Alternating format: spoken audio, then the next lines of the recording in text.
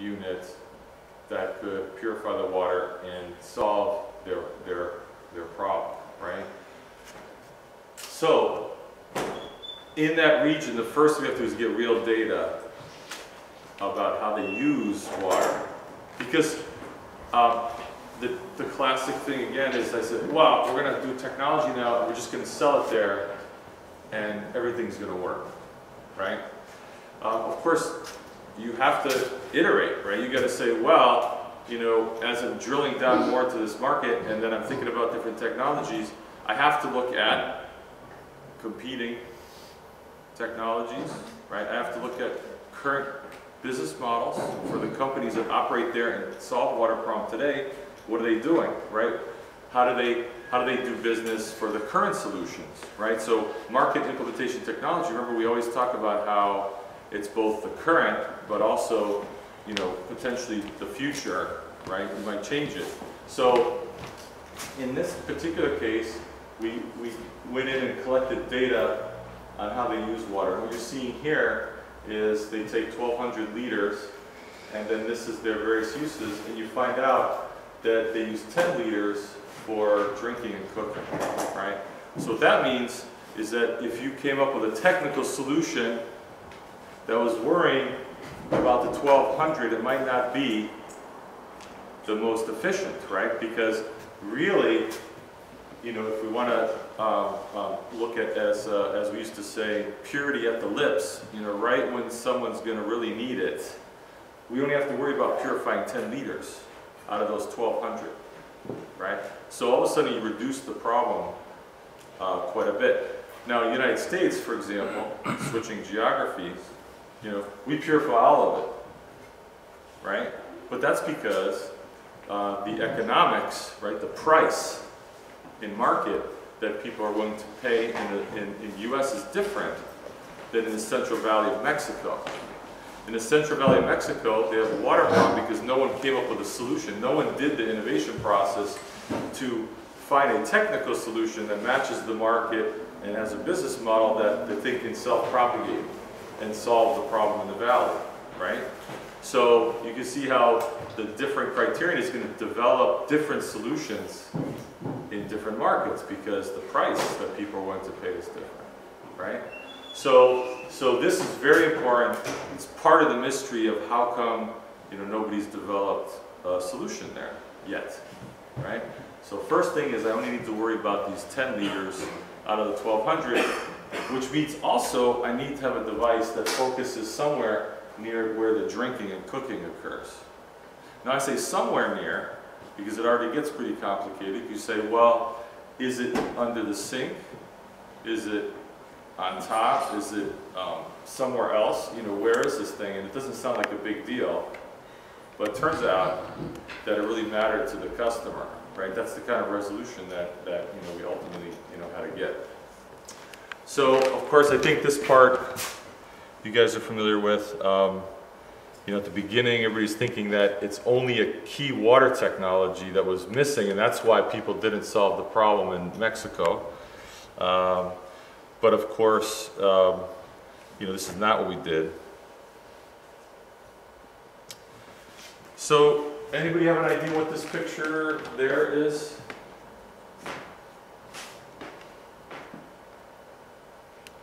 Trying to mount some sort of filter. What's that? Some sort of filter. Trying to mount a filter. Yep. So these guys. It turns out that they're the guy on the left is Rick Rangillian, who was the This is how people play different roles at the beginning. He was both our COO, right? But he's also the guy that was on the ground in Mexico, helping figure out exactly you know, what the market was really like, what the business model that could really work there, you know, how did the people really want to receive it, and then implementing solutions that we were creating technically in Cambridge that had the technical capability, but we needed to iterate, right? So he's on the ground there, and what we did was we rented a house in Mexico, because you started realizing that being in the United States, there's no way we could iterate well in this particular market. You have to be there. So it's one important difference. What we're doing with you right now, again, because the educational environment, you can make great progress on the computer, right? You can look around and you can see a lot of information, right? When I started innovating, I'm not that much older, but you know, there was no internet access to any of that information. So think about market, technology, and implementation, collecting those universes when you don't have the internet, right? So in my early days, I'm flying on a plane, I'm going around, and that's how I'm filling out the universes, right? So first of all, in the early stages, the internet has made innovation much more rapid. You can search things and help your beginning of that process. However, I never want students to think that that you could just keep on doing that forever and you can sit in a chair and do the innovation process. It's not possible, because you have to be interacting with the real market and real implementation, right? So there's all sorts of things that influence your path that you can't figure out when you're sitting at a desk, right? And this is one of them. You could see here that there's no way we're going to figure out the next step for MIT iteration. There's no way to reduce uncertainty by speculating far away. You actually have to be there and be looking and talking to the people that are going to use it. There's no other way, right? That's why we rented a house, okay? And that's why Rick, I made a few trips myself, but you know, I wasn't useful after a few trips, because once we started beyond some point, it wasn't necessary. And so here we're kind of on the ground looking at how people currently get their water. So does anybody have an idea? I don't know if you've been to other areas. In terms of the Central Valley of Mexico before we got there, does anybody have any idea how they got their water? How they get water? Just have a guess. There's one obvious way, the same way you guys get a lot of water. Is it from river, is it from well? From Well- underground. Well, you get your water from the ground? No, ice. How do you get your water? Yes. You have bottled water, right? But the source of the water is not on the tap. It's a Well, yeah. But, well, look at the source from the person's point of view. How did they get it, right? The ultimate source, that's kind of our job, right?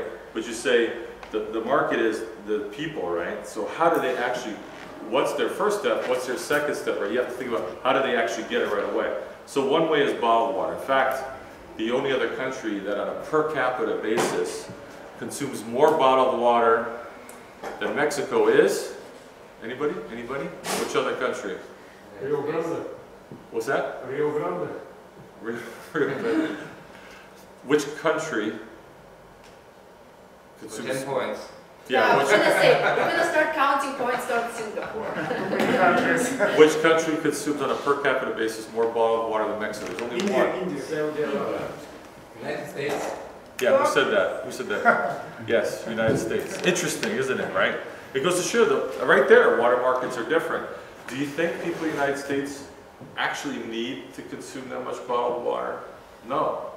It's an amazing thing, right? So, Don't you think it's part of the culture, because Americans are told you're supposed to drink 2 liters of water every single day?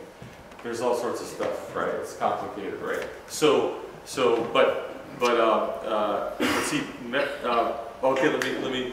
This is all information we've got on the market. It's fascinating, right? That when you're in there, you can figure this out, and you can also get data from, you know, Mexico, for example, knows a lot about Mexico. Just like look at what RFEC does with the innovation ecosystem. They try to collect data. Because if you don't know what's happening in the country, you can't help it, right? So the governments themselves have a lot of information, right? And so we started working with the Mexican government, which I'll talk about in a minute. But the so what did Mexican people? They didn't always have bottled water. but they drank another bottled beverage to get their water when it wasn't available in its purest form. So what else did they drink before they had bottled water? Because the bottled water revolution, if you look at it, happened like in the last 15, 20 years, right?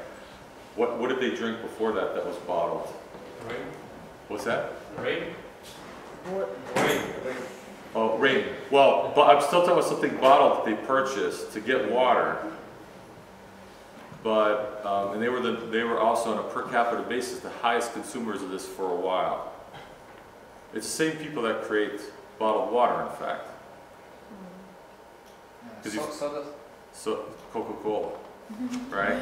So they had a huge problem because they had a water problem. They were consuming huge amounts of Coca-Cola because in Coca-Cola is purified water. Of course, you get all that sugar too. It's not healthy, right? So that's why bottled water took off in Mexico. And by the way, talk about their business. They have built these huge water purification plants in Mexico to deliver Coca-Cola, right? What a great business. You stop putting the other stuff in there, which is cheaper, right? And now I can make more money just by selling the purified water if I don't put the Coke syrup in there, right? So, you know, that's an example. If you work for a big company, and I want to think of innovation, right? You start to say, wow, they're drinking Coke actually not because they like Coke, but they have no other way of getting purified water. If I lower my expenses by putting nothing else in there, I can make more money and sell a new product, right? Iteration, right? So never stops, right? That's whether you're in a big company or doing a small company, right? Anyway, back to us. We are collecting this information, but bottled water is easy to beat, right? So one of the things that we start doing is, as Andreas mentioned in some of the things, you have to think about parameter space. You start to think about, okay, this market, clearly cost is going to be important, and we discovered another very important parameter, which is convenience. Right? If you think about it, they're buying Coke because it's convenient, right? They go to the store, they got to buy other stuff, they pick up Coca-Cola, right? So, does anybody have any idea that, so when we look at bottled water, easy for us to beat, right? Because what we're trying to do now is say, look, these homes, they actually have water that go in there. Now, there's problems with it, right? So they actually have a little bit of water that comes in every day. And again, you can never get this information because the Mexican government's not going to tell you, so you have to be in there to see. The water only comes in 3 times a day because there's not enough pressure the rest of the time for much of the Central Valley of Mexico. So it's intermittent, right? So that's one issue. So you got to think about that. It's technical. Whatever you're doing, if it requires constant feed of water all day long, it's not going to work.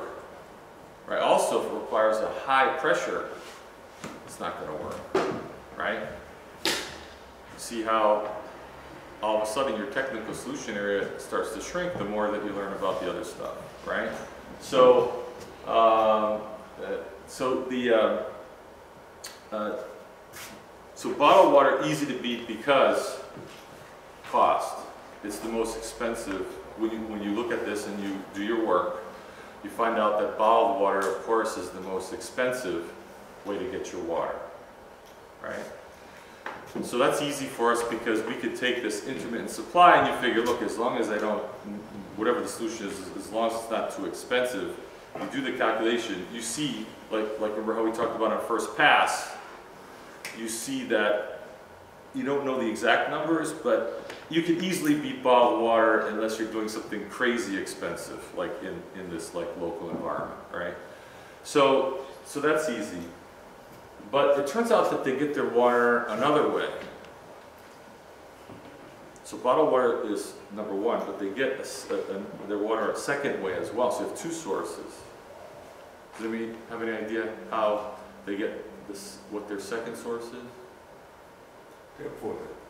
What's that? Yep.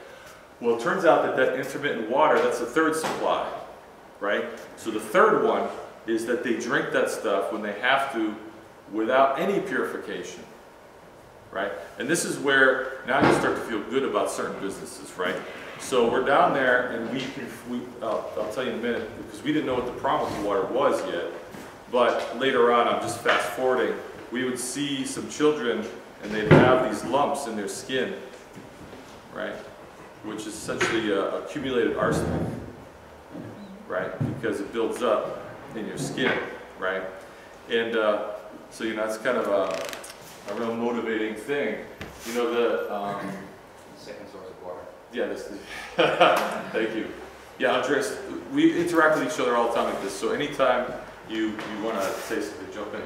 But so second source, does anybody have any?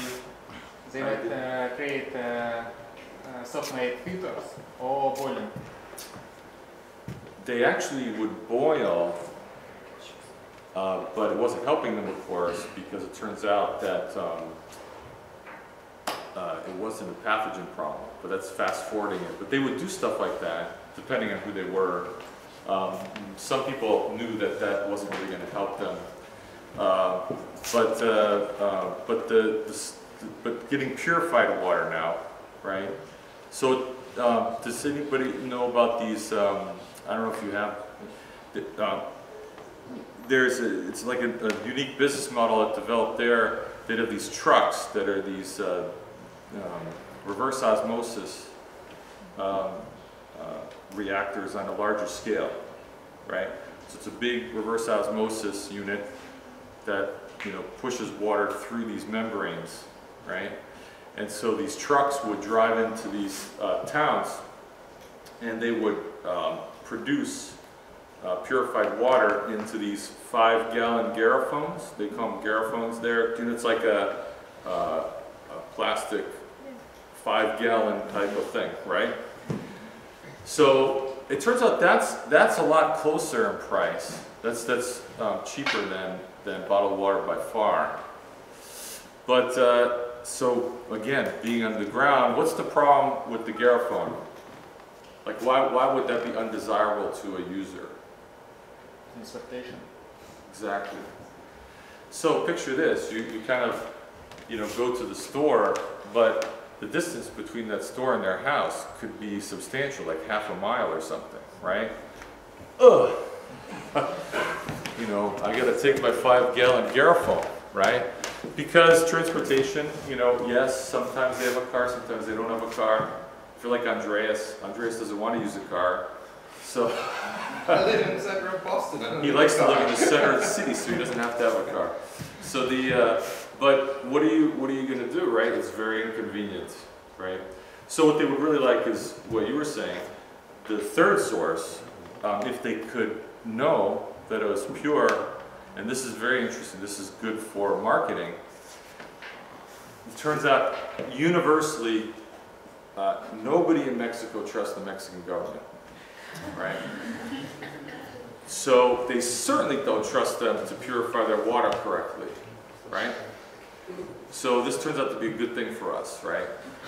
So it turns out that they need assurance that if they drink the tap water, it's going to be purified, right? So that's the opportunity. Yeah, you know, just just to sort of step back, you know, like what Gina's been describing is actually there are a number of very human parameters. Remember convenience, okay, from how to get it and so on and so forth. Price, certainly, okay, tight budget, but you know, even trust. Okay. Now here you're having a human need in the market that the water itself that you're doing, or you know, the technology that you're providing, okay, right? That in itself does not create the trust, right? So it has to be somehow associated with that, but it's a very critical component, because the same water coming from a different person, if you like, a different supplier, has a different value to the consumer because of the trust issue associated with it, right? So you really operate on this human side. What is the human seeing? What is the human feeling? What is the human doing every single day? And you have to think yourself into that, okay? And then, as Jean mentioned, you start to see commonalities, and it works with industry just the same way if you're selling to industry, right? And then you parameterize the space, right? You say, okay, convenience is an axis, and I can start to segment my market. You know, it's like, oh, how do they value convenience? How do they value trust? How do they value this and the other? Even if you sell something, you know, into the depth of industry, right? It's still going to be, well, what is the value they place on reliability of the product? Okay, on you know, maintenance support, on 24-hour call-out service, and so on and so forth, right? So, but it's always, you know, you have to see the humans behind it, and then you parameterize the space. And that's the who, because remember we talk about market, right? There's a part in there, who is actually the customer, right? And the way you figure out what they're really sensitive to is to do the parameter space that Andreas is talking about. So to the point there is it's pretty clear that we have to build trust, and that means that TWI has to be the trusted name, right? Initially in water, but we also found out by being on the ground there that the woman, the female, the mother, is the one who makes most of the purchasing decisions, right? And that in the community, letting people know that I have a healthy home is of value to that woman, right?